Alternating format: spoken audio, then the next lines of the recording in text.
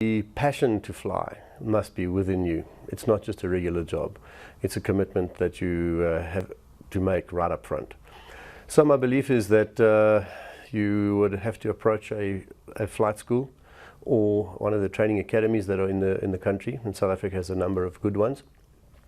And you must have a good academic record, mathematics in particular, English of a very high standard, and preferably a science.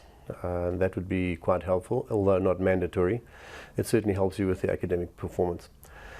Then if you have those requirements, then to enter the flight school as a student pilot, and you start with the ground school, going to the next phase of becoming a pupil private pilot license.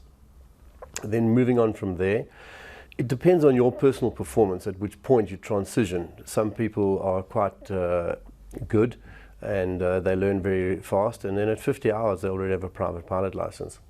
However, then moving on, you'll find on average, I think the market is pitching around about 65 hours per pilot.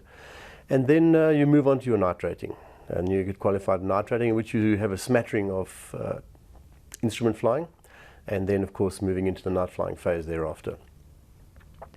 Then while you are busy with that, you generally, if you're really focused on a full-time basis, you are working already towards your commercial pilot license with the academic subjects, and there's a multitude of them to go through.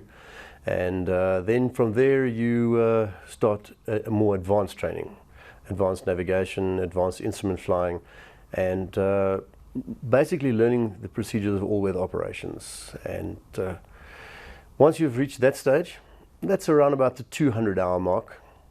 And it also includes some of the simulator flight training, which is normally on what they call an FNP-T2, which is a flight and navigation procedures trainer.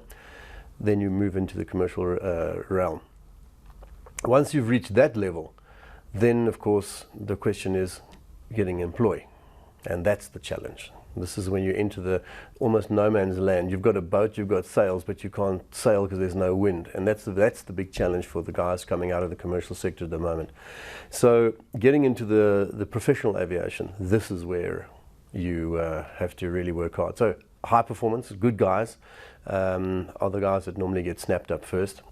And of course, if your academic performance is good, then of course you will come out head and shoulders above the rest, and you become basically the first port of call. You know, South Africans have historically been renowned for good aviators. So we have a lot of involvement with a lot of operators in country where they have contracts in, for example, Africa and the Middle East, flying on United Nations or Red Cross type of operations to gain experience. In fact, my son was in that same category.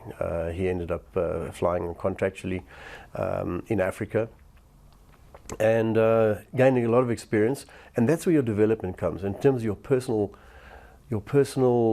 shall I say, self-confidence grows there, where you're actually commanding an aeroplane on your own, making decisions on your own. And this is where the problems lie: is that people do not cultivate their own decision-making skills, because we're finding in our society that you have this over-nurturing environment where the parents are mollycoddling their children, and they are these youngsters that are not really making decisions for themselves. They must learn to stand on their own 2 feet and get to know how to make decisions, become a commander of the aeroplane. That's the challenge, because ultimately this is where you're aiming for, become a commander. Then once they've gained enough experience, then of course the airlines are looking for candidates. And it's a thrust and parry operation, because sometimes you have months and even years where no employer is available, and then all of a sudden there's a surge, and it's like a full draw from either the international airlines or the local airlines or even regional airlines, where they are drawing on the industry. And being at the right place at the right time, that's imperative. So I always say, be visible, be visible, be visible. Be visible at all costs, but be visible by a good deed. And that's the challenge. And then we take people into the employ there.